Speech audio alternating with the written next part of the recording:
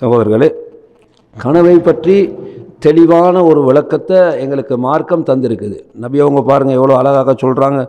நல்ல கனவு கண்டால் என்ன செய்யணும்? நல்ல கனவு கண்டால் அல்லாஹ்வை புகழணும், முதலாவது விஷயம். ரெண்டாவது விஷயம் என்ன சொன்னாங்க? தான் யாரை விரும்புகிறானோ அவரிடம் மட்டுமே சொல்ல வேண்டும். இப்போ யூசுப் நபி கண்ட கனவு என்ன கனவு? நல்ல கனவு. சொன்னாங்க, இன்னி ரஅய்து அஹத அஷர கௌகபன் வஷம்ஸ வல் கமர், 11 நட்சத்திரங்களும் சூரியனும் சந்திரனும், ரஅய்துஹும் லீ சாஜிதீன், எனக்கு சுஜூது செய்பவைகளாக கண்டேன். எனக்குச்சா சுஜூத் என்றது ஒரு பெரிய ஒரு விஷயம். அப்போ வாப்பாட்ட போய் சொன்ன உடனே யாக்கூப் நபி உடனே என்ன சொல்கிறாங்க? யா புனை லா தக்ஸஸ் ருஅயாக அலா இஹ்வதிக, உன் சகோதரர்களிடம் கனவை சொல்லிவிடாதே. ஏற்கனவே பிரச்சனை இருக்கின்றது அவங்களுக்கு தெரியும். ஏற்கனவே இவங்களுக்கு இடையில் என்ன பிரச்சனை இருக்குது என்பது தெரியும். சகோதரர்களே, இப்போ ஒரு சகோதரர் அவருடைய பிரதர்ஸ்மாரோட அவருக்கு பிரச்சனை. அப்போ அவர் கேட்டார், இப்போ நான் என்ன செய்கிறேன்னு எனக்கு தெரியாமல் இருக்குது. இப்போ அவங்க என்னோட பேச வந்தால் பேசுகிறதா இல்லையா? விளங்கிச்சா? நான் சொன்னேன், சூரத்து யூசுஃபில் அல்லாஹ் யூசுப் நபியுடைய சகோதரர்களை பற்றி சொல்லும்போது அவங்க கொண்டு போய்த்து கிணத்துல போட்டதாக சொல்கிறாங்க. இப்போ உங்களோட பிரதர்ஸ்மார் உங்களை கிணத்துல போட்டாங்களா? இல்லையே, அந்த அளவுக்கு தீங்கொண்டு நடக்கலே. அப்போ அப்படியானவர்களோடே யூசுப் நபி என்ன செஞ்சாங்க? பின்னால் அவங்க வந்த நேரத்தில் அவங்கள சேர்த்து கொண்டாங்க. இல்லைங்கச்சா? அவங்கள அரவணைத்து கொண்டாங்க. அப்போ இது எங்களுக்கு ஒரு பெரிய ஒரு பாடம். நாங்கள் என்ன செய்ய தேவையில்ல, அந்த அளவுக்கு போக தேவையில்ல. வாய்ப்பு இருந்தால் சேர்ந்து நடப்பதற்கு அதை பயன்படுத்தி கொள்வது தான் நல்லது. அப்போ யூசுப் நபியுடைய சகோதரர்கள் மாதிரி செய்து என்ன கொண்டு போய் கிணத்துல வால்கூஹுவில் ஜுப் அல்லாஹ் சொல்கிறாங்க, கிணத்துல கொண்டு போய் போட்டு விட்டாங்க. 11 பேர் சேர்ந்து சும்மா யோசிச்சு பாருங்க. அதுவும் குலாம், அவருடைய சிறுபிராயம், பெரிய, அதாவது தன்னை டிஃபெண்ட் பண்ணி கொள்ளக்கூடிய அளவுக்கு சக்தியும் அவருக்கு இல்லை. அங்கால ஆக்களை பார்த்தா 11 பேர், ஒரு 2 பேரும் இல்லை. கொண்டு போய் கிணத்துல போட்டுருந்தா எவ்வளோ பெரிய ஒரு அநியாயம், யோசிச்சு பாருங்க. இருந்தாலும் யூசுப் நபி என்ன செஞ்சாங்க? அதை சகித்து கொண்டார்கள். சுகர், அப்போ நல்ல கனவு கண்டா ஒன்று அல்லாஹ் புகழணும். ரெண்டாவது என்ன சொன்னாங்க? நல்லவர்களிடம் மட்டும்தான் அதை சொல்லணும். யார் உங்களை நேசிப்பவர்களாக இருக்கிறார்களோ, விசேடமாக உங்கள் மீது பொறாமைப்படாதவர்களாக யார் இருப்பார்களோ. இப்போ ஒரு பொறாமைக்காரன்ட்டு பேசி நீங்கள் சொன்னீங்கன்னு வைங்க, எப்படி இருக்கும்? முதலாவது அவனுக்கு உழுக்க பத்த ஆரம்பிக்கும். ரெண்டாவது தஹஜ்ஜுதுல தொழுந்து துவா கேட்டாலும் கேட்பான், யா அல்லாஹ் இவனுக்கு கொடுத்துடாதண்டு. பொறாமையுடைய உச்சகட்டம். சரிங்களா? அந்த அளவுக்கு பொறாமைப்படுபவர்கள் இருக்கிறார்கள். எனவே நாம் சொல்வதாக இருந்தால், யாருமே நேசிப்பவர்களோ, யாரிடத்தில் சொன்னால் அல்லாஹ் அவங்களுக்கு ரஹமத் செய்வான், அல்லாஹ் அவங்களுக்கு அந்த பாக்கியத்தை தருவான்னு சொல்லுவாங்களோ, அப்படிவானவர்கிட்ட தான் என்ன செய்யணும். இப்போ ஒரு பெண்மணி 10 வருஷமாக குழந்தை இல்லைன்னு வைங்க, இப்போ குழந்தைய ஒன்று பெறுவது மாதிரி கனவு கண்டாங்க. இது நல்ல கனவா கெட்ட கனவா? நல்ல கனவு. இப்போ இதை யார்கிட்ட சொல்லணும்? யார் தன்னுடைய நேசர்களோ அவங்கள்ட்ட சொல்லலாம். தன்னோடு கோபமாக இருப்பவர்கள் ஏற்கனவே என்ன இவங்களோட இவக்கு இப்படி தான் நடக்கணும்னு சொல்லிக்கொண்டு இருக்கிறார்கள்ட்ட போய் சொன்னீங்கண்டா, இது கிடைக்காம வைக்கிறதுக்கு துவா கேட்டாலும் கேட்டுருவாங்க. ஏன்டா பொறாமைக்கு தானே சகோதரர்களே, அது பொல்லாத ஒரு நோய். மனிதனை எங்கே கொண்டு போய் சேர்க்கும்னு தெரியாது. மனிதனை கொலை செய்யும் அளவுக்கு கூட என்ன செஞ்சிடும்? சேர்த்துரும். என்ன ஆதாரம்? அல்லாஹ் குர்ஆன்ல சொல்றான், வத்லு அலைஹிம் நபஅ இப்னை ஆதம பில் ஹக். நபியே, ஆதமுடைய 2 மகன்மார்களுடைய செய்தியை மக்களுக்கு சொல்லுங்கள். இத் கர்ரபா குர்பானன் ஃபதுகுப்பில அஹதுஹுமா வலம் யுதகப்பல் மினல் ஆஹர். 2 பேரும் குர்பான் கொடுத்தாங்க. ஒரு ஆளுடைய குர்பான் ஒத்துக்கொள்ளப்பட்டது, மற்றவருடைய குர்பான் ஏற்றுக்கொள்ளப்படவில்லை. அவர் உடனே என்ன முடிவு சொன்னார்? நான் உன்னைய கொல்லுவேன்டார். லஅக்துலன்னக், உன்னை நான் கொல்லுவேன்டார். என்ன காரணம்? உலமாக்கள் விளக்குறாங்க. என்ன இந்த பிரச்சனைக்கு காரணம்? பொறாமை தான். இந்த பிரச்சனைக்கு காரணம் என்ன? பொறாமை தான் காரணம். சகோதரர், எனவே பொறாமை மனிதனை கொலை செய்யும் அளவுக்கு கூட என்ன செய்யலாம்? தூண்டிவிடலாம். அதனால் பொறாமக்காரன் இடத்துல என்ன செய்யக்கூடாது? நாங்கள் செய்திகளை சொல்லக்கூடாது. பொறாமக்காரனை அவனோட பேச்சில் கண்டுபிடிக்கலாம். இல்லைங்கச்சா? எப்படி பொறாமக்காரனை கண்டுபிடிக்கலான்னு கேட்டீங்கன்னா, பழகுனா கண்டுபிடிச்சலாம். சகோதரர்களே, நல்லது நடந்தால் ஒரு உண்மையான நண்பனாக இருந்தால் மகிழ்ச்சி அடைவான், துஆ செய்வான். பொறாமைக்காரனை பொறுத்த வரைக்கும் நீங்கள் சொல்கிற நேரத்திலே முகத்தை பார்த்தா என்ன செஞ்சிடும்? விளங்கிடும், மாறிடும் அவங்களுக்கு. ஏன்னா அவங்களால் அதை சகித்து கொண்டிருக்க முடியாது. உலகத்திலேயே நிம்மதி இழந்தவன் யார் என்றால் பொறாமைக்காரன் தான். ரோட்டில் ஒருத்தர் நல்ல காரனில் போகிறான்னு வைங்க, அவனுக்கு இவருக்கும் சம்பந்தமே இல்லை, இருந்தாலும் இவன் மனசு வந்து பத்தும், ஆஹா இப்படி ஒரு நல்ல கார் இவனுக்கு கிடைச்சிட்டே அப்படின்னு சொல்லி. உனக்கு என்னடா அதால நினைச்சா உனக்கு என்ன? எங்களுக்கு தெரியும், டாக்டர் ஜாக்கிர் நாயக்கிட்ட ஒரு ப்ரோக்ராமில் ஒரு நன் முஸ்லீம் கேள்வி கேட்குறாரு. ஒரு கல்யாணம் நடந்துச்சான். என்ன கல்யாணம்? ஒரு 100 வயசு ஒரு மனிதர் 13-14 வயசு ஒரு பிள்ளைய எந்த ஒரு நாடை சொல்லி திருமணம் முடிச்சிட்டாருன்னு சொல்கிறார். அப்போ அவர் இஸ்லாத்தை என்ன உங்களோட இஸ்லாத்தில் இப்படி திருமணம் என்று சொல்கிற மாதிரி கேள்வி கேட்குறார். அப்போ ஜாக்கிர் நாயக் என்ன பற்றி திரும்ப சொன்னார், அந்த பிள்ளையோட உம்மா அப்பா விரும்பி அவரும் விரும்பி தான் கல்யாணம் முடிச்சிக்கிறாங்க, உனக்கு என்னடா பிரச்சனை இதில்? அந்த பிள்ளையோட உம்மா அப்பா விரும்பி, அந்த பிள்ளையும் விரும்பி அவரும் விரும்பி அவங்க விரும்பி தானே எல்லோரும் கல்யாணம் முடிச்சிக்காங்க. இப்போ இந்த ஆயிஷா நாயகி சிறு வயசில் நபி அவங்க கல்யாணம் செய்ததை வந்து விமர்சிப்பவர்கள் நிறைய இருக்கிறாங்க. இப்போ எங்கட ஆக்களும் கூட கொஞ்சம் பேர் அதானே 6 வயசு 7 வயசு 8 வயசு அது எப்படி? சகோதரர்களே, அந்த காலத்தில் இருந்த யாருமே அதை விமர்சிக்கலை, செய்தியே கிடையாது. அந்த காலத்தில் இருந்த யாருமே அதை தப்பாக பேசியது கிடையவே கிடையாது. அது அந்த காலத்தில் என்ன, இப்போ உமர் ரலியல்லாஹு அன்ஹு ஃபாத்திமா நாயகியுடைய மகளை திருமணம் செய்ததாக செய்தி இருக்குது. உமர்லவங்க யார், அவங்களோட வயசு என்ன? ஃபாத்திமா நாயோட மகளுக்கு என்ன வயசு இருக்கும், யோசிச்சு பாருங்க. அப்போ எனவே அந்த காலத்தில் வந்து அது ஒரு குற்றமாக என்ன செய்யப்படலை, கருதப்படலை. அப்போ நாங்கள் வந்து இப்போ ஆயிஷா நாயகியை நபி அவங்க கடத்தி கொண்டு போய் கல்யாணம் முடித்தாங்க இல்லையே. அந்த ஊர் உலகத்தில் எப்படி திருமண மரபு இருந்துச்சோ அந்த மரபுபடி தான் கல்யாணம் நடந்தது. ஆயிஷாகிய பொண்ணுடு பாட்டி அவங்கள அலங்கரித்து அவங்கள கொண்டு வந்து நபியிடத்தில் விட்ட செய்தி எல்லாமே ஹதீஸில் இருக்குது.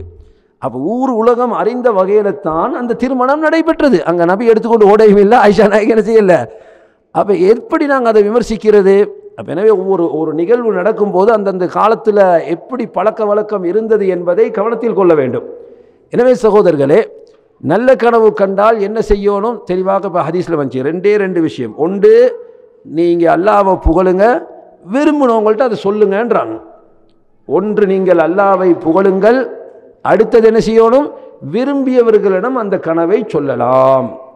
இப்போ கெட்ட கனவு கண்டா என்ன செய்யணும்? கெட்ட கனவு கண்டா நபி அவங்க சொன்ன செய்திகளை கவனத்தில் எடுங்க.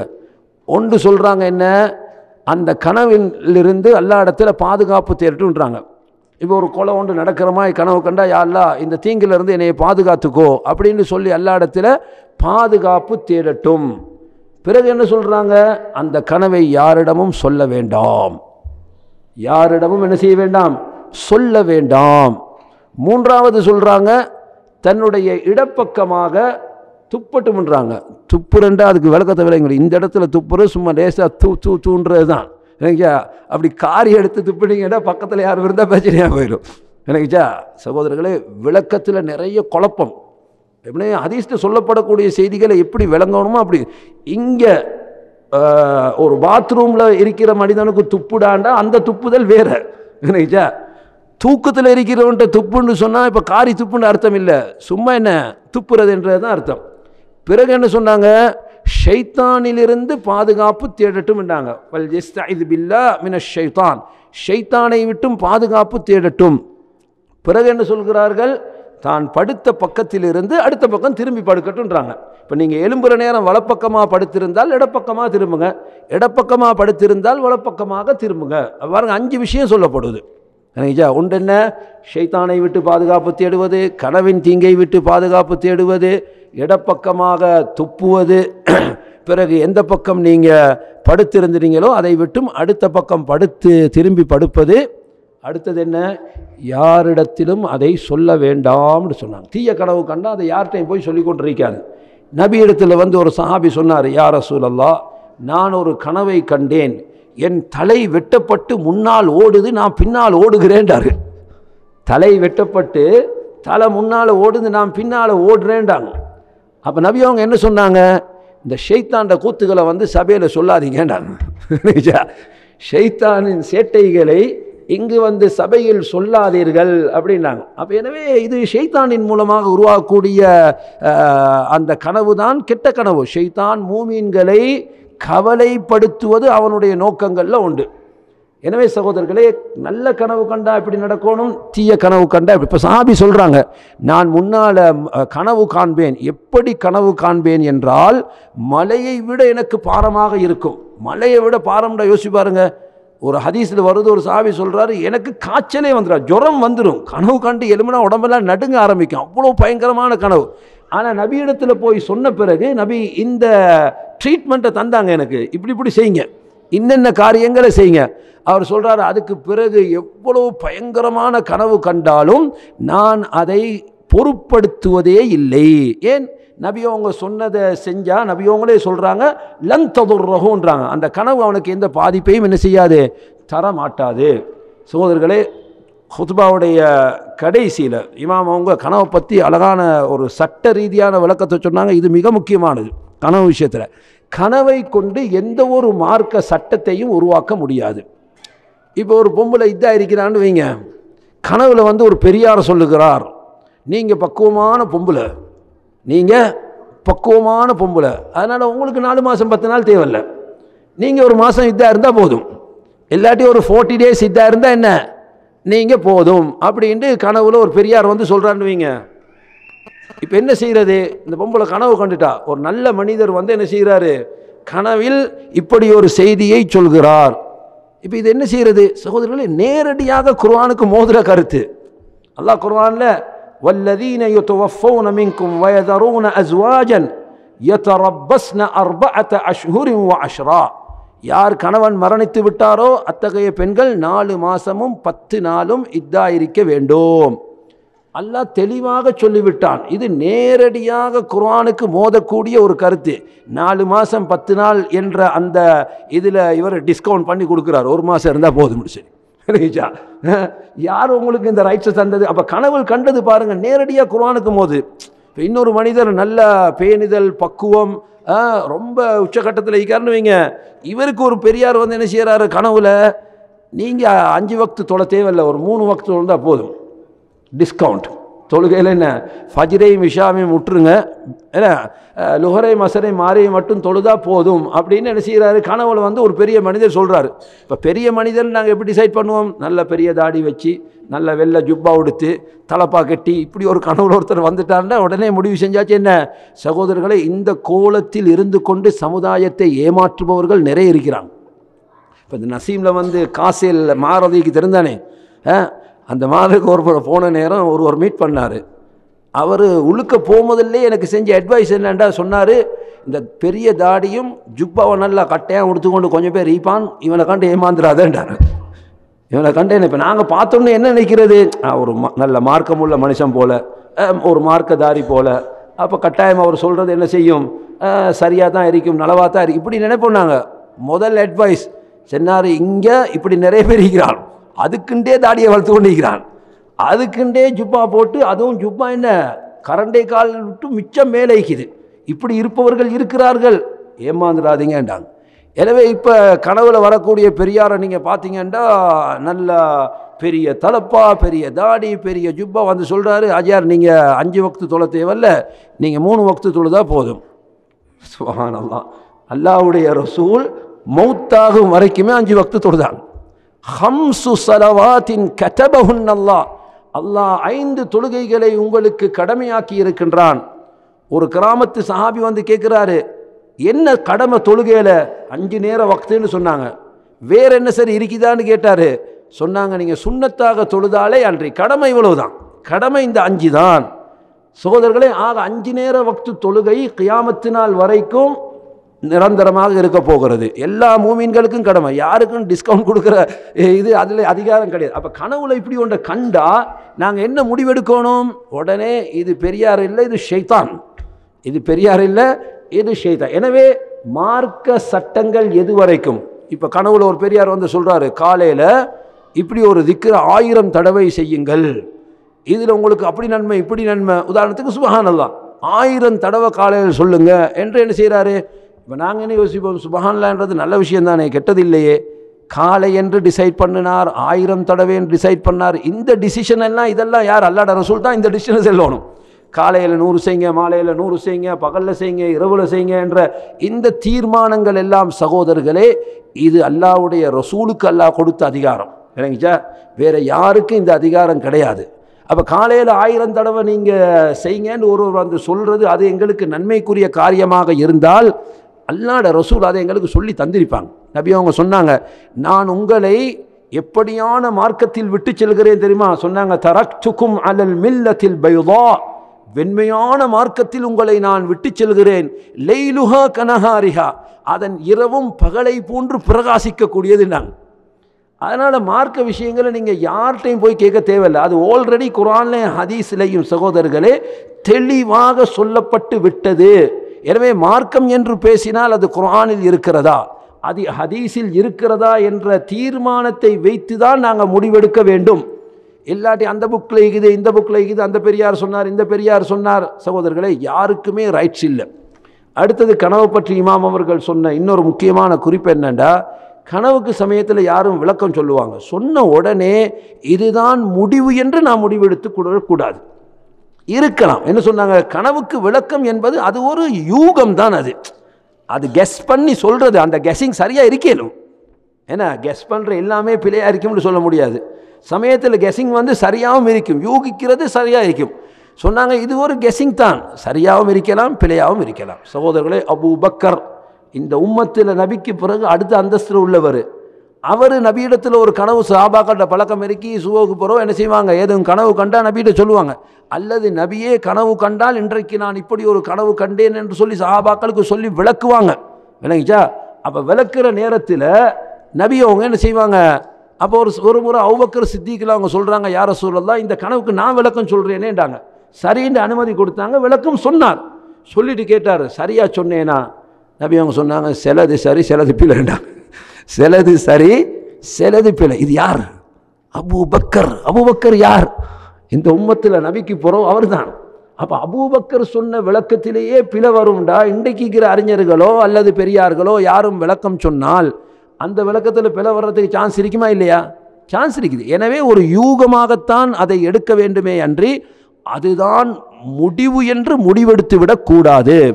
உதாரணமாக ஒரு மாப்பிள்ளை பேசிக்காருன்னு வைங்க, இப்போ அம்மாவளுக்கு கனவுல வந்து ஒருத்தர் என்ன செய்கிறாரு, சொல்கிறாரு இப்படி சரியில்லை, வானம் இந்த கல்யாணத்தை செய்ய வானோன்னு சொல்கிறாரு. இப்போ முடிவெடுக்கிறியா டக்குன்னு கனவு வச்சு? இல்லை, அப்போ வானம் கேன்சல் பண்ணிடுறோண்டு. இல்லை, யோசித்து பார்க்கணும், இந்த கனவுக்கு ஏதாவது நியாயங்கள் இருக்கிறதா, ஏதாவது மறைவாக எங்களுக்கு தெரியாத சில விஷயங்கள் அப்படி இருக்குதா, கொஞ்சம் தேடி பார்ப்போம் நாங்கள் அப்படின்னு சொல்லி தேடி பார்த்து தான் என்ன செய்யணும், முடிவெடுக்கணும். கனவுல கண்ட உடனே கலாஸ், கனவுல ஒரு பெரியார் வந்து சொல்லிட்டாரு மகளை கொடுக்காதீங்கன்னு அதனால் வானம் அப்படின்னு கேன்சல் பண்ணுறது அல்ல. விளங்கிச்சா? அப்போ அப்படி கேன்சல் பண்ணால் என்ன அர்த்தம்? இந்த கனவுல கண்டது 100க்கு 100% உண்மை என்று நம்பிவிட்டார் என்பது அர்த்தம். அப்படி நம்ப முடியாது. சமயத்தில் சரியாக இருக்கும், சமயத்தில் பிழையாகவும் இருக்கும். சகோதரர்களே, குர்ஆன் பல்வேறு கனவுகளை சொல்லி காட்டுகின்றது. சூரா யூசுஃபில் அல்லாஹ் 3 கனவுகளை சொல்கிறான். யூசுப் அலைஹிஸ்ஸலாம் அவர்களுடைய வரலாற்றில் 3 கனவுகள் சொல்லப்படுகின்றது. அண்மையில் நடந்த ஒரு வகுப்பில் சகோதரர்களே, இந்த கனவை பற்றி சொல்கிறதுக்கு ஆரம்பிச்சுட்டு அந்த சபையில் இருந்த மக்களிடம் நான் கேட்டேன், இந்த கனவோட பேலன்ஸ் என்ன யாருக்கு தெரியும், இதை கம்ப்ளீட் பண்ண யாருக்கு தெரியும்னா சபையில் இருந்த ஒருத்தருக்குமே தெரியாது. ஏன்? இது நேற்று முந்தினாத்து சொல்லப்பட்ட கனவா? இது நேற்று முந்தநாள் சொல்லப்பட்ட செய்தியா? இல்லையே, 1400 வருடங்களுக்கு முன்னால் இறங்கிய அந்த வேதத்தில் வாழையடி வாழையாக இது பாடமாக்கப்பட்டு ஓதப்பட்டு விளக்கங்கள் சொல்லப்பட்டு வரக்கூடிய ஒரு செய்தி. இது எப்படி நாங்கள் தெரியாமல் இருக்க முடியும்? அப்போ யூசுப் அலைஹிஸ்ஸலாத்து வஸ்ஸலாம் அவர்களுடைய செய்தியில் முதலாவது கனவு என்ன கனவு? முதலாவது கனவு அவங்க கனவு கண்டு வாப்பாட்ட போய் சொன்னது. அந்த செய்தியில் வரக்கூடிய 2வது கனவு என்ன? சிறையில் நுழைந்த நேரத்தில் 2 சகோதரர்கள் என்ன செய்கிறாங்க, வதஹல மஅஹு ஸிஜ்ன ஃபதயான், 2 வாலிபர்கள் அவரோடு என்ன செஞ்சாங்க, சிறையில் நுழைந்தார்கள். அப்போ ஒரு ஆள் சொன்னாராம், இன்னி அரானி அஹ்மிலு ஃபௌக ரஸி ஹுப்ஸன் தஅகுலு தைரு மின்ஹு, என்ற தலையில் நான் ரொட்டி எடுத்துக்கொண்டு போகிறேன், பறவை வந்து கொத்தி தின்னுதுன்றாராம். நினைச்சா? அப்போ மற்றவர் சொல்கிறார் என்ன, நான் வந்து மதுபானம் அசிர் ஹம்ரா, நான் மதுபானம் புளிகிற மாதிரி உருவாக்குற மாதிரி கனவு கண்டேன். சகோதரர் யூசுப் அலைஹிஸ்ஸலாத்து வஸ்ஸலாம் அவங்க சொன்னாங்க, உங்களோட கனவுக்கு நான் விளக்கம் சொல்லுவேண்டாங்க. லா யஅதீகுமா தஆமுன் துர்ஸகானிஹி இல்லா நப்பஅதுகுமா பிதஅவீலிஹி கப்ல அன் யஅதீகுமா. உங்களுக்கு சாப்பாடு வரும், அந்த சாப்பாடு வாரத்துக்கு முன்னால் இன்ஷா அல்லாஹ் இந்த கனவுக்கு நான் என்ன செய்வேன்னா உங்களுக்கு விளக்கம் சொல்லுவேன் என்று சொல்லிட்டு சந்தர்ப்பத்தை பயன்படுத்தி இன்னி தரக்து மில்லத கௌமின் லா யுமினூன பில்லாஹ், அல்லாஹ்வை விசுவாசம் கொள்ளாத ஒரு சமுதாயத்தை நான் விட்டுவிட்டு வந்திருக்கின்றேன். அவர்கள் அல்லாஹ்வுக்கு இணை வைப்பவர்களாக இருக்கின்றார்கள். எனவே நாங்கள் இணை வைக்கக்கூடாது என்று ஏவப்பட்டிருக்கின்றோம். யா சாஹிபை சிஜின், சிறை தோழர்களே, அர்பாபும் முத்தஃபர்ரிகூன கைருன் அமில்லாஹுல் வாஹிதுல் கஹார், இப்படி பல தெய்வங்களாக எடுத்து வணங்குவது சிறந்ததா அல்லது அல் வாஹிதுல் கஹார், அடக்கி ஆளக்கூடிய சக்தியுள்ள அந்த ஒரே அல்லாவை வணங்குவது நல்லதா என்று தஅவா கொடுக்கிறாங்க. சகோதரர்களே, மக்களிடம் பிரச்சாரம் செய்கின்ற போது இந்த பிரச்சார பணியில் தலையாயது எதுவென்றால் அல்லாஹ்வினுடைய ஏகத்துவத்தை சொல்லுவதுதான். அல்லாஹ்வினுடைய ஏகத்துவத்தை, அவன்தான் வணங்கி வழிபடுவதற்கு தகுதியானவன், அவனை அன்றி வேறு யாரையும் வணங்கக்கூடாது, எப்படியெல்லாம் சமுதாயத்தில் வணக்கங்கள் பகிர்ந்து வழங்கப்பட்டிருக்கிறது, இந்த விளக்கமெல்லாம் சொல்லி மக்களை அறிவூட்ட வேண்டும். இன்றைக்கு சிலர்களுடைய தாவா அமைப்பை பாருங்கள், தௌஹீதை பற்றி பேசுகிறதே இல்லை, பேசுகிறதுக்கு தடை வச்சுக்கிறாங்க, பேசக்கூடாதுன்னு சொல்லி. பச்சையா ஷிர்க் நடக்கும் பக்கத்தில், அதை பற்றி ஒரு வார்த்தை பேச மாட்டாங்க. தொழுகையை பற்றி, நோம்பை பற்றி, ஜக்காத்தை பற்றி, நற்குணத்தை பற்றி, சிறப்புக்களை அப்படி சொல்லிக்கணும். ஆனால் பச்சையா ஷிர்க் நடக்குது. அப்போ இது சொல்லப்பட வேண்டிய விஷயம் இல்லையா? பாருங்கள், யூசுப் நபி சிறையில் சந்தர்ப்பம் கிடைச்ச உடனே எதை எக்ஸ்பிளைன் பண்ணுறாங்க? ஏகத்துவத்தை தான் எக்ஸ்பிளைன் பண்ணாங்க. அதுக்கு பிறகு சொன்னாங்க, உங்கள் 2 பேருடைய கனவுடைய விளக்கம் என்ன தெரியுமா? ஒரு ஆள் சிலுவையில் அதாவது அவர் தூக்கில் ஏற்றப்படுவார், அவருடைய தலையை பறவை என்ன செய்யும்? கொத்துமுண்டாங்க. மற்றவருக்கு சொன்னாங்க, நீங்கள் அரசரிடத்தில் அவருக்கு பணி செய்பவராக நீங்கள் திருப்பப்படுவீர்கள். ஏன்னா இவர் ஏற்கனவே இருந்தால் தாங்க பணி செய்பவராக நீங்கள் என்ன செய்யுங்க? திருப்பப்படுவீங்க. மதுபானத்தை நீங்கள் அவருக்கு ஊற்றி கொடுப்பீங்க. அந்த காலத்தில் அது நடந்துச்சு. அப்போ இந்த 2 பேருக்கும் சொன்ன விளக்கத்தை பாருங்க, ஒரு ஆளுக்கு நல்லது, ஒரு ஆளுக்கு தீயது. சொன்னாங்க, குதியல் அம்ருல்லதி ஃபீஹி தஸ்தஃப்தியான், உங்களோட விளக்கம், நீங்கள் கேட்டதுக்குரிய இந்த விளக்கம் இருக்குதே, இது தீர்மானமானது, ஹலாஸ் முடிஞ்சு, இது நடக்கத்தான் போகுது, இதில் எந்த விதமான மாற்றம். சகோதரர்களே, நபிமார்கள் காண்ற கனவு என்ன? அது வஹி. அது ஏன்னா நபிமார்கள் கண்டார்களானால் அதில் டவுட் இல்லை, அது வஹி. இப்ராஹிம் அலைஹிஸ்ஸலாம் மகனை அறுக்கிறமாய் கனவு காண்றாங்க. இன்றைக்கு ஒரு வாப்பா போய் மகன்கிட்ட சொன்னா என்ன நடக்கும்? அவன் அறுக்கும் போதே இவன் அறுத்துருவான். வாப்பா அறுக்கிற ஐடியா எடுத்தாலே இவரை வச்சா பிரச்சனை என்று சொல்லி என்ன. இப்போ இன்றைக்கு ஒரு மகன் வாப்பா கனவு கண்டார்னு வைங்க, ஒரு பெரியார் கனவுல மகனே ஒன்று அறுக்கிறதுக்கு சொன்னார் என்று சொன்னால் முதல்ல முடிவு எடுக்கணும், இது ஷைத்தாண்ட கனவுன்னு சொல்லி. என்ன அப்படி யாரும் சொல்ல மாட்டாங்க. இப்ராஹிம் நபி அல்லாஹ்வுடைய தூதர், அவர் ஓரிரு முறை, ஒரு தடவை அல்ல பல தடவை இந்த கனவை காண்கிறார். அப்பதான் போய் மகன்கிட்ட சொன்னாங்க, இன்னி அராஃபில் மனாமி அன்னி அஸ்பஹுக், உன்னை அறுப்பதாக கனவு கண்டேன், ஃபந்துர் மாதா தரா, மகனே உனது கருத்து என்னன்னு கேட்டாங்க. இஃப் அல் மாத் உமர், தந்தையே நீங்கள் ஏவப்பட்டதை பாருங்க, என்ன சொல்றாங்க? ஏவப்பட்டதை, நீங்க சும்மா கண்டதுன்னு சொல்லல, நீங்க சும்மா கண்டதை செய்யுங்கன்னு சொல்லல, நீங்கள் ஏவப்பட்டதை செய்யுங்கள். அப்போ எனவே நபிமார்களுடைய கனவு என்று வருகின்ற போது அது என்னதான் இருக்கும்? அது அல்லாஹ்வுடைய கட்டளையாக இருக்கும். அப்போ யூசுப் அலைஹிஸ்ஸலாத்து வஸ்ஸலாம் 2வது கனவு கண்ட கனவுக்கு விளக்கம் சொன்னாங்க. என்ன விளக்கம்? அவர்கள் 2 பேரும் கண்ட கனவுல ஒரு ஆள் கொல்லப்படுவார், ஒரு ஆள் நிரபராதி ஆகுவார். 3வது கனவு என்ன? அந்த சம்பவத்தில் வர அடுத்த கனவு என்ன? அரசருடைய கனவு. இந்த கனவு தான் யூசுப் நபி வெளியே போகிறதுக்கு காரணமாக அமைது. சகோதரர்கள், அல்லாஹ் உண்ட நாடிட்டான்னு சொன்னால் அதுக்குரிய காரியங்கள் எல்லாம் முட்கூட்டி என்ன செய்வான்? எல்லாம் செட்டப் பண்ணுவான். அப்போ அரசர் கனவு காண்றாரு. என்ன கனவு காண்றாரு? 7 கொளுத்த மாட்டை 7 மெலிஞ்ச மாடு தின்னுது. என்னடா இது புதினம்? கொளுத்த மாடு தான் மெலிஞ்ச மாடை தின்னும். இது ஆப்போசிட் ஆகிக்குது. 7 மெலிந்த மாடுகள் கொளுத்த மாடுகளை சாப்பிடுகிறது என்றால், இப்போ 2 பேர் சண்டை பிடிக்கிறான்னு வைங்க, ஒரு ஆள் நல்லா குண்டாகிறார், ஒரு ஆள் மிச்சம் மெல்லியாகிறாரு. இந்த மெல்லியா இருக்கிறோன்னு தடப்படன்னு அடித்தான்னு நாங்கள் என்ன சொல்லுவோம்? என்னடா இது இவ்வளோ கொளுத்திருந்து கொண்டு என்ன செய்கிறான்? கையை வச்சிருச்சு, ஒரு அடி கொடுத்தான்னு அவன் தான் கீழே விழுந்துருவானே. அப்போ எனவே பலமாக இருக்கக்கூடியவர் தான் செய்யணும். இப்போ கொளுத்த மாடு தான் மெலிஞ்ச மாடை தின்னணும். ஆனால் கண்டது ஆப்போசிட்டா. அதே போல் 7 பட்சிகளை, அதாவது என்ன சொல்லுவாங்க, 7 கதிர்களை காண்கிறார்கள். அதில் 7 பசுமையாகிக்குது, மற்ற 7 காஞ்சிருக்குது. அப்போ ஊர் மக்கள்கிட்ட ஐயோஹல் மல அஃப்தூனி ஃபீ ருயா, நான் கண்ட கனவுக்கு விளக்கம் சொல்லுங்கன்னு கேட்க, அவங்க சொல்லிட்டாங்க இது சும்மா சும்மா ஒரு சாதாரண செய்தியை அன்றி வேற பெருசாக ஒன்றும் இல்லைன்ட்டாங்க. அப்போதான் அந்த சபையில் தப்பி வந்தவருக்கு ஞாபகம் வருகிறது, ஆஹா சிறையில் ஒரு ஆள் இருக்கிறாரே, கனவுக்கு விளக்கம் சொல்கிறாள், என்னை அனுப்புங்க, நான் போய் விளக்கம் சொல்லி விளக்கம் கேட்டுட்டு வாரேன்ட்டு போனார். போனவரிடத்தில் யூசுப் நபி உடனே விளக்கம் சொன்னாங்க, இப்படி தான் நடக்கும்னு சொல்லி. சரி சகோதரர்களே, இப்போ இந்த மாதிரியான செய்திகள் குர்ஆனில் உள்ள செய்திகளை நாங்கள் தெரிந்தவர்களாக இருக்கிறோம். இதுக்கு வழி என்ன? நாளாந்தம் குர்ஆன் படிக்கக்கூடிய வாசிக்கக்கூடிய பழக்கம் உள்ளவர்களாக எம்மை நாம் ஆக்கிக்கொள்ள வேண்டும். சகோதரே, நாளாந்த வாழ்க்கையில் திங்கிறதுக்கு கொடுக்குற முக்கியத்துவத்தை விட நாம் அல்லாஹ்வுடைய வேதத்துக்கு கொடுக்குற முக்கியத்துவம் அதிகமாக இருக்கணும். இமாம் இப்னுல் கையும் சொல்கிறாங்க, சாப்பாடு உன்னோட உடம்பை தான் வளர்க்க போகுது. சாப்பாடு எதை வளர்க்கும்? பாடியை தான் வளர்க்கும். ஆனால் இறை செய்திகள் உங்களுடைய ஆன்மாவை வளர்க்கும். ஆன்மா பலமாக இருந்தால் தான் அமல் செய்ய தூண்டும். சகோதரர், யாருடைய ஈமான் ஸ்ட்ராங்காக இருக்குமோ, நினைச்சா யாருடைய ஈமான் ஸ்ட்ராங்காக இருக்குமோ, இந்த ஈமான் ஸ்ட்ராங்னு சொன்னதோடு அதை முடிவெடுத்துடாதீங்க. குறிப்பிட்ட சில அமைப்புகளில் போனால் தான் ஈமான் ஸ்ட்ராங். ஈமான் ஸ்ட்ராங் ஆகும் அல்லாஹ்வுடைய வேதத்தை கொண்டு. அல்லாஹ்வே குர்ஆன்ல சொல்றான், வஇதா துலியத் அலைஹிம் ஆயாத்துஹு, அல்லாஹ்வுடைய வேத வசனங்கள் அவர்களிடம் ஓதி காண்பிக்கப்பட்டால் ஜாதத்துஹும் ஈமானா, அது அவர்களுடைய ஈமானை அதிகரிக்க செய்யும். அப்போ ஈமான அதிகரிக்க செய்யக்கூடிய மிகப்பெரிய சக்தி அல்லாஹ் யாரில் வச்சிருக்கிறான்? எதில் வச்சிருக்கிறான்? அல்லாஹ்வுடைய வேதத்தில் வச்சிருக்கிறான். அந்த வேதத்தோட நெருக்கமான ஒரு தொடர்பில் இருந்து பாருங்க. டெய்லி வாசிக்கணும்.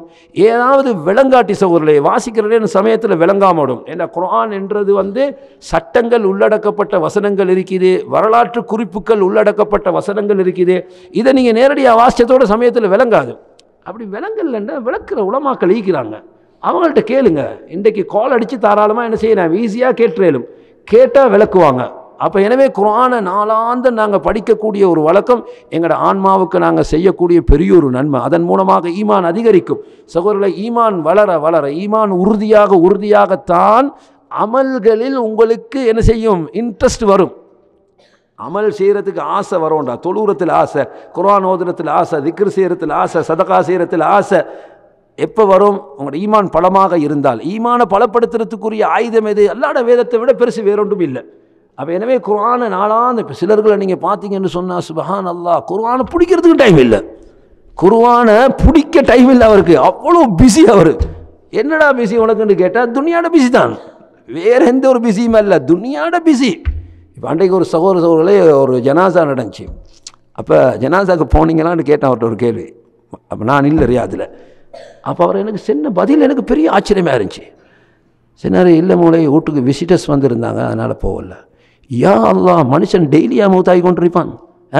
இன்றைக்கு நாளைக்கு நாளாண்டைக்கு இப்படி மூத் இல்லையே. நமக்கு தெரிந்த ஒரு நல்ல நெருக்கமான ஒரு நண்பராக இருந்தால், நபி அவங்க ஒரு மூமின் இன்னொருக்கு மூமினுக்கு செய்ய வேண்டிய கடமைகளில் ஒன்றாக இத்திபா உல் ஜனாயிஸ், ஜனாசாவில் கலந்து கொள்வது என்று சொன்னாங்க. சகோதரர்களை, விசிட்டர் வந்தால் விசிட்டரையும் கூட்டிகிட்டு போக வேண்டியதானே. விசிட்டரையும் கூட்டிக் கொண்டு வாங்க, எங்களோட ஒரு முக்கியமான நெருக்கமான ஒரு சகோதரர் மௌத்தாகிக்கிறார், நாங்கள் அவருடைய ஜனாசாவில் கலந்து கொண்டு வரோம்னு சொல்லி. வெரி சிம்பிளாக. சரி, நீங்கள் மௌத்தா போவி விசிட்டர்ஸ் வீட்டுக்கு மக்கள் வராமட்டும், உங்களோட நிலைமை என்ன ஆகும்? சகோதரர்களே, ஒரு மையத்துக்கு நாங்கள் செய்கிற ஆகப்பெரிய நன்மை என்னென்னா அவருக்கான துவா செய்கிறது தான்.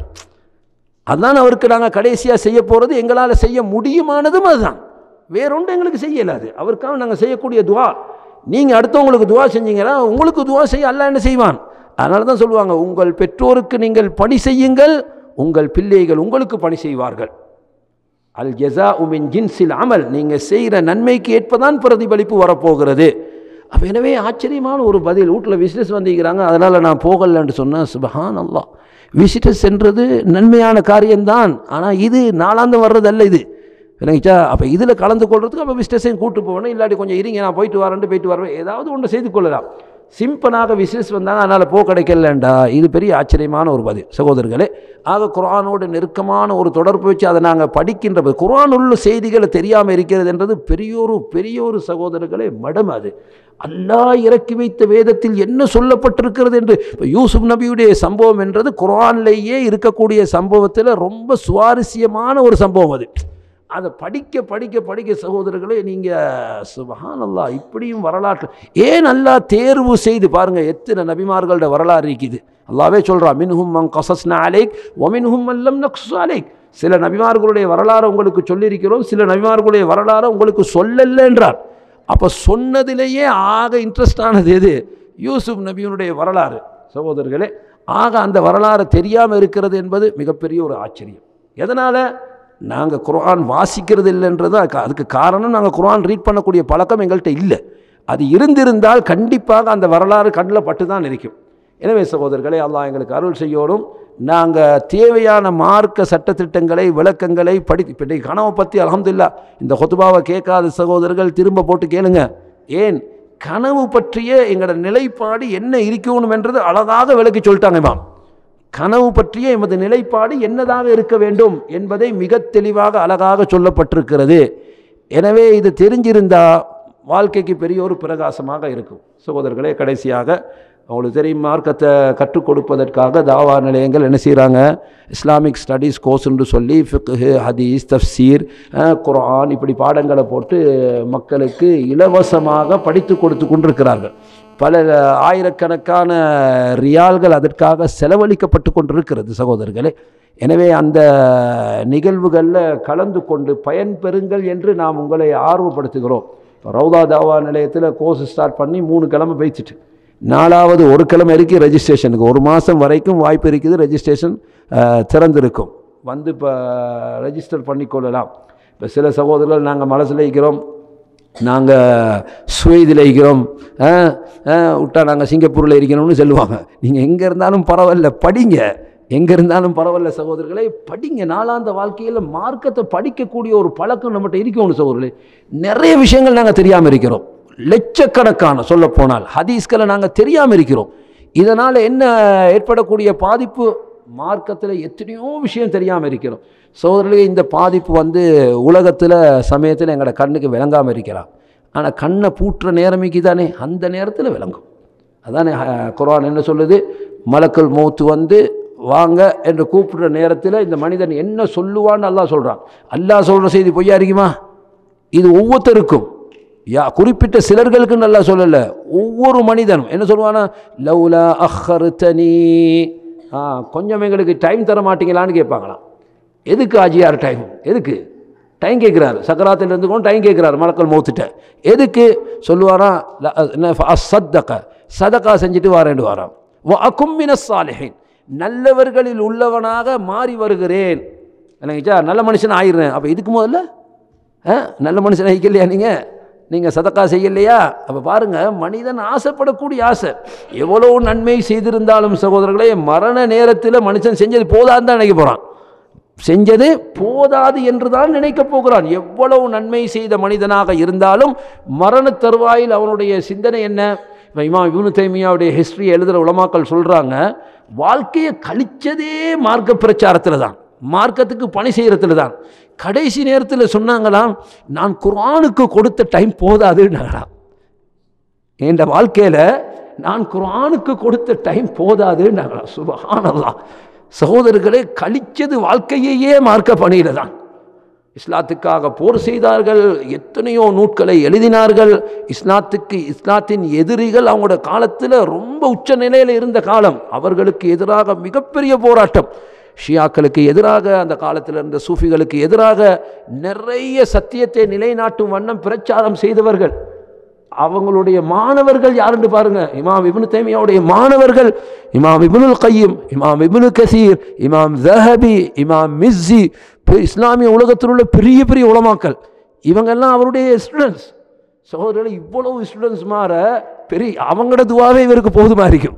வேணுச்சா? அப்படி இருந்தவர் என்ன சொல்றாரு? கடைசி நேரத்தில் நான் குர்ஆனுக்கு கொடுத்த டைம் போதாதே என்று சொல்றாரு. அப்போ நாங்கள் இவ்வளவு கவலைப்படுவோமா இருக்கு? யோசிச்சு பாருங்க. குர்ஆனை தொட்டு பார்க்குறதே இல்லை. சிலர்கள்ட்ட தர்ஜுமத்துல் குர்ஆன் இருக்கான்னு கேட்டால் இல்லை அவர்கிட்ட. ஏன் இல்லை? அதனுடைய பொறுமதி விளங்கல்ல. அதனுடைய பொறுமதி என்ன விளங்கல்ல சகோதரர்களே.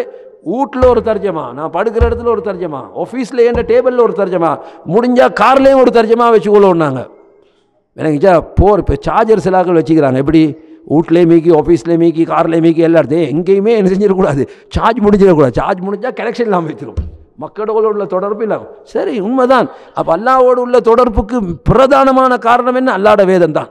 அப்போ இந்த வேதத்தோடு நாங்கள் தொடர்பாக இருக்கிறது இல்லையா, அதை பார்க்கறது இல்லையா, படிக்கிறது இல்லையா? அல்லாஹ் எப்படி கேட்குறான், அஃபலா யததப்பரூன், இதை அவர்கள் ஆய்வு செய்ய வேண்டாமா? சும்மா ஓத வேண்டுமான்னு கேட்கவும் இல்லை, ஆய்வு செய்ய வேண்டாமா? அப்போ எவ்வளவு பெரிய ஒரு கட்டளை பிறப்பிக்கப்பட்டிருக்கிறோம், எவ்வளவு ஆழமாக நாங்கள் நேரத்தை கழிக்கணும் என்று சொல்லப்பட்டிருக்கிறது. அதை தொடுறதுக்கு நேரம் இல்லை என்று சொன்னால் இவருடைய பிஸி என்ன பிஸி? இவருக்கு மறுமையில் நன்மை தரக்கூடிய பிஸியா? இல்லை, எந்த நன்மையையும் தராத பிஸியாகத்தான் அந்த பிஸி இருக்கும். எனவே அல்லாஹ் எங்களை பாதுகாக்க வேண்டும். சகோதரர்களே, மார்க்க வகுப்புகள் நடாத்தப்படுகின்றது எதற்காக? மார்க்க அறிவை நீங்கள் பெற்றுக்கொள்வதற்காகத்தான். எனவே மார்க்க அறிவு எங்களுக்கு வந்தால் சகோதரர்களே, வாழ்க்கையில் நிறைய நியமத்தை நாங்கள் பார்க்கலாம்.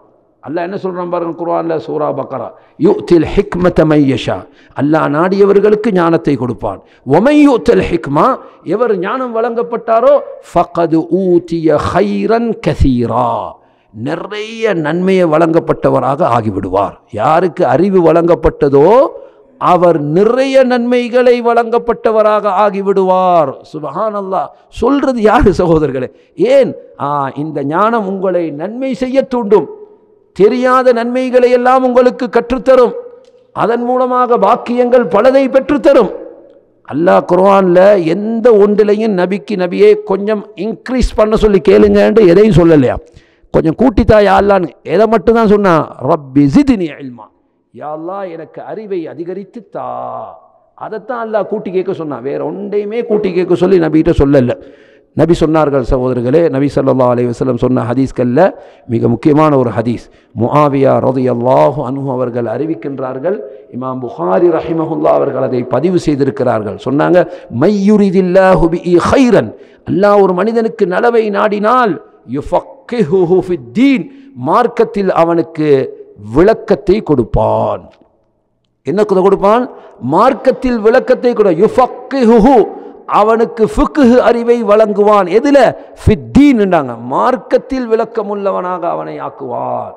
எனவே சகோதரர்களே, கல்வியை தேடி நாம் செல்லும் எவ்வளவு தூரமாக இருந்தாலும் போகிற அனைத்து சிரமத்துக்கும் அல்லாஹ் உங்களுக்கு என்ன செய்வான்? உங்களுக்கு நன்மையை தருவான். கல்வி பாதை சிரமமான பாதை தான். மூசா நபியும் ஹித்ர் அலைஹிஸ்ஸலாத்துடைய சம்பவத்தை அல்லாஹ் சூரத்துல் கஹ்ஃபில் சொல்லும் போது, மூசா நபி நீண்ட தூரம் போனாங்க. போய் தன்னுடைய சீடரிடத்தில் என்ன சொன்னாங்க? லகத் லகீனா ஃபீ சஃபரினா ஹாதா நஸபாண்டாங்க, இந்த எங்களோட பயணத்தில் மிச்சம் கஷ்டப்பட்டுட்டோம்டாங்க. அப்போ ஹித்ர் நபியை சந்தித்து என்ன கேட்டாங்க? கேட்டது என்ன? அல்லாஹ் உங்களுக்கு படித்து தந்ததை நான் உங்களோட வந்து படித்து கொள்ளலுமான்னு தான் கேட்டாங்க. பாருங்கள் நபி, சுப்ஹானல்லாஹ். மூசா யார்? அல்லாஹ்வுடைய நபிமார்கள்லையும் யார்? அல்லாஹ்வுடைய நபிமார்கள்லையும் 5 விசேடமான நபிமார்கள், அதில் ஒரு ஆள் மூசா. மூசா நபியை பற்றி அல்லாஹ் குர்ஆனில் சொல்லும் போது சகோதரர்களே, ரசூலுன் கரீம், சங்கை மிக்க ஒரு தூதர் அவர்களுக்கு, பனு இஸ்ரவேலர்களுக்கு அனுப்பப்பட்டார் அல்லாஹ் சொல்கிறான். மூசா நபியை பற்றி ரசூலுன் கரீம், சங்கை மிக்க ஒரு தூதர். ஃபிரௌனை மோதுறதுண்டா சும்மா லேசாக யோசிச்சு பாருங்க. ஃபிரௌன்ன்றது யார்? அந்த காலத்தினுடைய ஜப்பார். எதிர்த்து பேசுனீங்க தலை பறந்துடும். அப்படியானவன்ட்ட போய் என்ன செய்கிறாங்க? தைரியமாக பேசுகிறாங்கண்டா எவ்வளோ ஒரு பொறுமை இருந்திருக்கணும் சகோதரர்களே. அந்த மூசா அலைஹிஸ்ஸலாத்து வஸ்ஸலாம் அவர்களே என்ன சொல்கிறாங்க? ஹல் அத்தபிஉக அலா அன் துஅல்லிமனி மிம்மா உல்லிம்த ருஷ்டா, அல்லாஹ் உங்களுக்கு படித்து தந்த ஏதாவது நன்மையை நீங்கள் எனக்கு படித்து தாரத்துக்கு நான் உங்களோட சேர்ந்து வரையலுமா கேட்குறாங்க.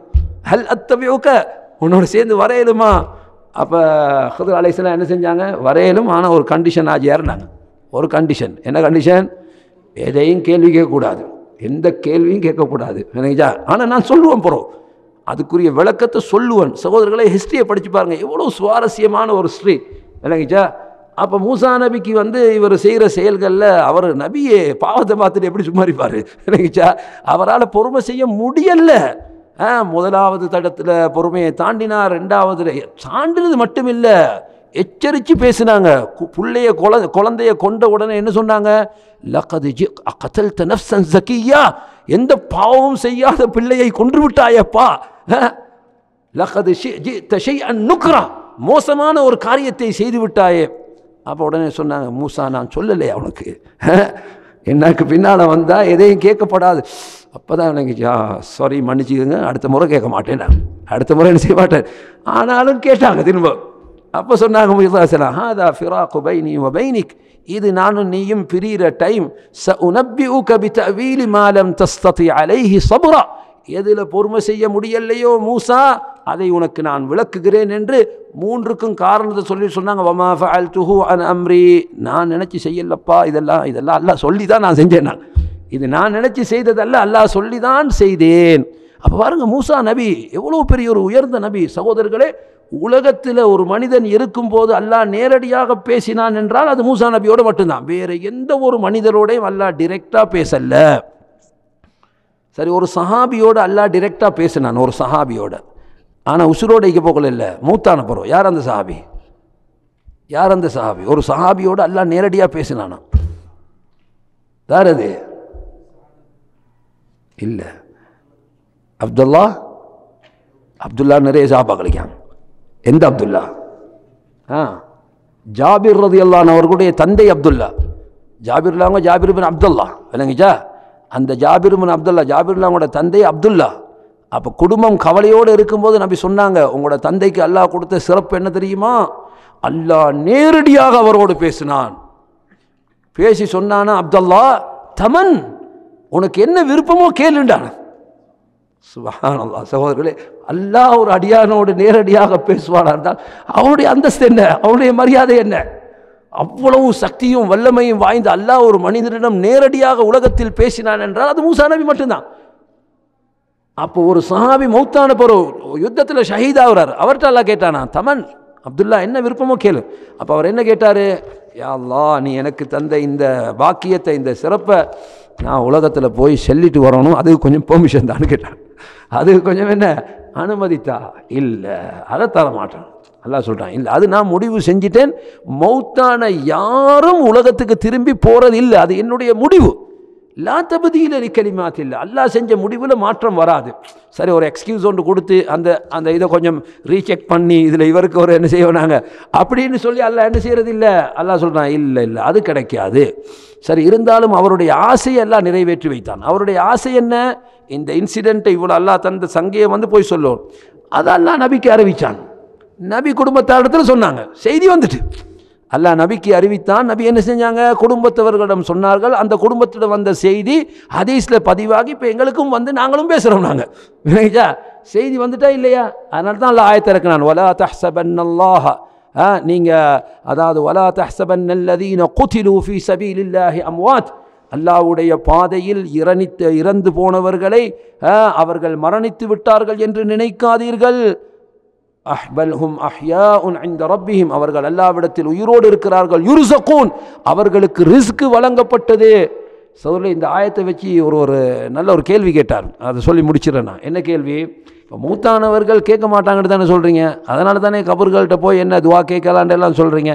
அப்போ இந்த குர்ஆனில் வருவதே அவர்கள் அஹ்யா, அவர்கள் மரணித்தவர்கள் ஆனால் உயிரோடு இருக்கிறார்கள். யுர்ஸகூன், அவர்களுக்கு ரிஸ்க் வழங்கப்படுகிறது.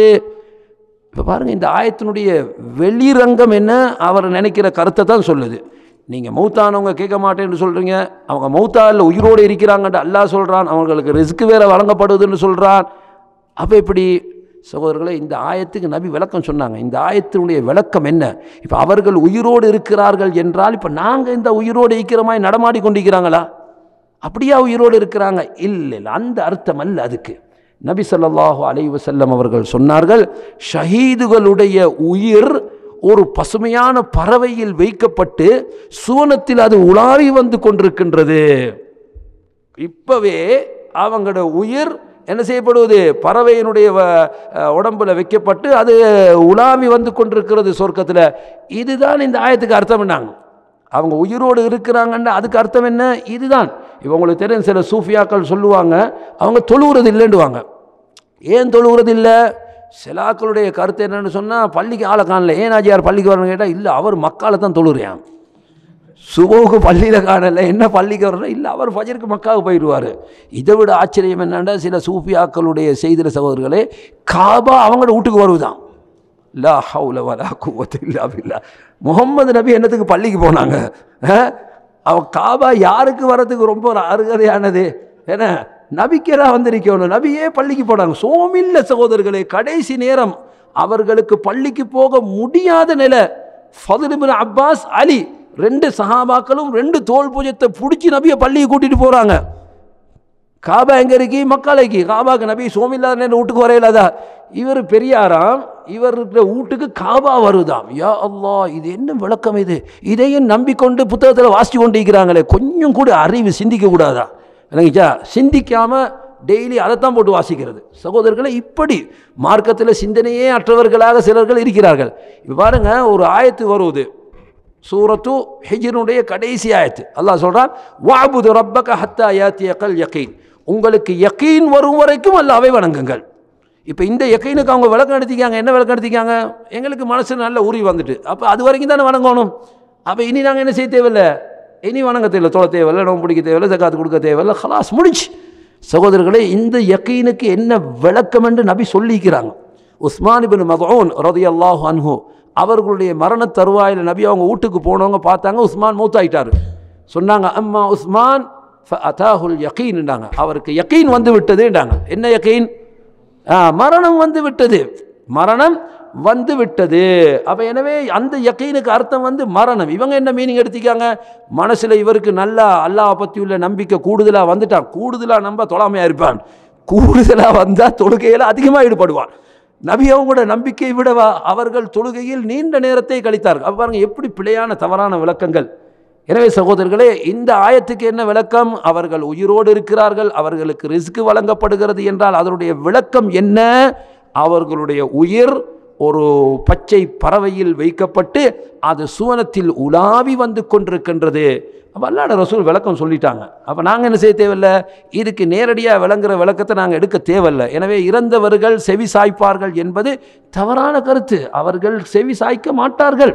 எக்ஸெப்ஷன் நீக்கி அதில் சகோதரர்களே, நபி அவங்க சொன்னாங்க, ஜனாசாவை அடக்கம் செய்யப்பட்டு போகின்ற போது அந்த போபவர்களுடைய பாதரட்சை சத்தம் அந்த ஜனாசாவுக்கு கேட்குமுண்டாங்க. அப்போ போகிற சத்தம் மட்டும்தான் கேட்கும். இப்போ நீங்கள் கிட்ட நின்று, வாப்பா என்ன செய்கிறீங்க, மலக்குல் மௌத் வந்துட்டாங்களா, என்ன கேள்வி கணக்கு கேட்குற மலக்குல் மார் வந்துட்டாங்களா, இப்போ என்ன நீங்கள் ரெடியா, நீங்கள் இப்படி என்ன சரி சொன்னீங்கன்னா அதெல்லாம் கேட்குமா அவருக்கு? அதெல்லாம் அவருக்கு கேட்காது. எதை கேட்கும்னு நபி சொன்னாங்களோ அதை. ஏண்டா இப்போ மௌத்துக்கு புறவென்றது சகோதரர்களே, அது வேறொரு உலகம். அது அந்த உலகத்தை வந்து நாங்கள் இந்த உலகத்தினுடைய விஷயத்தை வச்சு கம்பேர் பண்ணி பார்க்கக்கூடாது. 2 மலக்கு வருவாங்க, அவரை எழுப்பாட்டி வைப்பாங்க என்றால், இப்போ நாங்கள் பார்த்த கபரு எழுப்பாட்டி வைக்கிறமாயா இருந்துச்சு? நாங்கள் அடக்கம் செஞ்ச இடம் ஒரு மனுஷன் எலும்பி வைக்கிறமாயா? எலும்பை விட்டு திரும்பவும் இல்லாத அளவுக்கு தான் வச்சுக்கா. ஏன்னா கபூரில் அப்படி இங்கே உள்ள சிஸ்டப்படி உள்ளே போட்டு என்ன செய்வாங்க, பின்னுக்கால கல்லெல்லாம் வச்சு களியெல்லாம் பூசி எலும்புறையா திரும்பவும் மேலாது. அந்த அளவுக்கு தான் நிலைமை இருக்குது. அப்போ ஹதீஸில் என்ன வருவது? 2 மலக்குமார்கள் வருவார்கள், ஃபயுஜ்லிசானிஹி, அவரை உட்கார வைப்பார்கள், கண் 8 மளவு தூரம் கபரு விசாலமாக்கப்படும். அப்போ இதெல்லாம் மறைவான செய்தி. இது இந்த உலகம் வேறு, அது வேறு. எனவே அதில் என்ன சொல்லப்பட்டதோ அதை நம்பிக்கை கொள்வது தான் ஒரு மூமியினுடைய கடமை. அதுதான். எனவே சகோதரர்களே, குர்ஆனையும் ஹதீஸையும் படிக்க வேண்டிய மிக பெரும் தேவையில் நாம் இருக்கிறோம். எங்களுக்கு அங்கடிங்கிட்டு போய் படிக்கிறதுக்கு வாய்ப்பில்லை, ரொம்ப பிஸி என்றால் சகோதரர்கள் யாரெல்லாம் பிஸின்னு சொல்லுவாங்க, எல்லாம் துனியான பிஸி தான், இது ஆகிறது பிஸி அல்ல. அப்போ பிஸி என்று சொன்னால் அட்லீஸ்ட் குறைஞ்சபட்சம் குர்ஆனுடைய தமிழாக்கத்தை எடுத்து சகோதரர்களே நாளாந்த வீட்டில் வாசிக்கிற ஒரு பழக்கத்தை வச்சுக்கோங்க. பர்சனலாக நீங்கள் வாசிங்க, மனைவி இடத்துல வாசிக்க சொல்லுங்கள், பிள்ளைகள் இடத்துல வாசிக்க சொல்லுங்கள். அப்போ அல்லாஹ்வுடைய குர்ஆனில் என்ன செய்தி இருக்கிறது என்பதாவது வாசிப்பின் மூலமாக கிடைக்கும். அப்போ நீங்கள் என்ன செய்யலாம், விளக்கங்களை உலமாக்கள்கிட்ட கேட்டு நீங்கள் தெரிந்து கொள்ளலாம். அல்லாஹ் அவனுடைய வேதத்தை படிக்கும் நன்மக்களாக எங்கள் எல்லோரையும் ஆக்கி அருள் புரிவானாக. வ ஆகிரு தஅவானா அனில் ஹம்துலில்லாஹி ரப்பில் ஆலமீன். வ ஸல்லல்லாஹு வ ஸல்லம வ பாரக அலா நபியினா முஹம்மத் வ அலா ஆலிஹி வ ஸஹ்பிஹி அஜ்மஈன். வல்ஹம்துலில்லாஹி ரப்பில் ஆலமீன்.